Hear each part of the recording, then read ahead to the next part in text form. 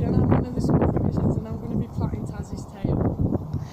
So firstly, Chelsea does know Taz quite well, so she has been at the side of him so that he is aware of her presence. She does trust him quite well, but she is going to be watching out for any sort of movements that could suggest that he might want to lift up the ankle leg, and she'll get out of his way. So she's starting quite nicely and tightly at the top. So with plaiting up, it's more for the showing aspect. So when the horses go out to competitions and things like that, you like to plait your horses up. We don't plait here, but it is more for making the horse look nice and pretty. As you can see, she's doing a very good job up there.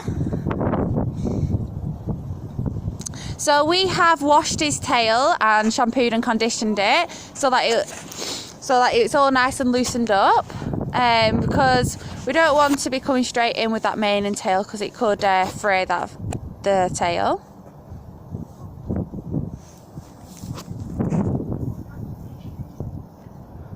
Oh, you're doing a good job there, Chelsea.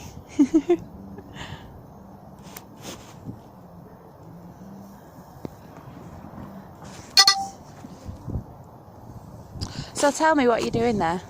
So I'm just bringing in a small piece of hair from each side of his dock, and I'm going to just bring it into that part of the braid and then cross it over and do the same on the other side. So it creates a nice straight line down the centre of his tail. Lovely. And as you can see, it keeps it all nice and neat up at the top.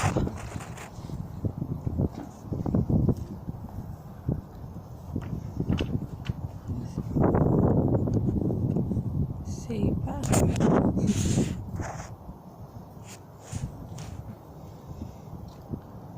But as I'm going further down, I'll start adding bigger pieces. Yeah. So how far do you go down? So you want to go down to the bottom of the dock, which is like the tail. Lovely. Yeah. The tail bone, and then once you do that, once you get to the bottom of the dock, you'll just carry on without adding pieces of hair. Brill. So I'm just going to start adding bigger pieces. Yeah. And that's just going to create a neater look because it's thicker as you go further down. So you have to do it quite tight. Yeah, if you keep it nice and tight, it just stops the hair from or drooping, if that makes sense. Yeah.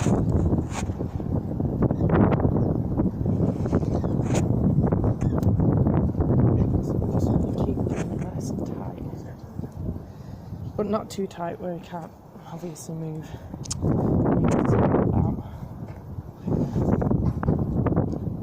So usually with these plaits, they'll just stay in over just the showing period, and then would they undo them when they got back? And plait them? You'd want to undo them so the horse can, obviously because the horse uses the tail as like a defence against flies. So you'd want to make sure that after you've been in the show ring or after your showing day's done, that you untie it so the horse can flick his or her tail like that. So I'm just going to keep going nice and tight until I get to around about the bottom of his dock. As you can see, start adding bigger pieces. And then as I get here, I'm going to add my last bit from this side. So is that the bottom of the dock there now then? Have you got to? Yeah. Yeah? And then I'm going to keep just braiding down nice and tight so it stays in place to where his tail, like the centre of his tail. And make sure he's not moving about. Okay. It looks beautiful, Chelsea. I'm just going to keep going down the middle nice and tight with all pieces to make sure. And you can either you can pinwheel these so you can roll them up. Yeah. Or you can leave a little bit at the bottom, or you can plait it all the way down. Just different shows use different types, because with hunters and stuff, you roll it up or leave it be. And then I'm going to come here and get the plaiting bands, just put them around. Normally you could use ones that mix with the horse's mane or tail colour. Just go pink. And then you just roll it down so it goes back with the tail. Lovely. Brilliant.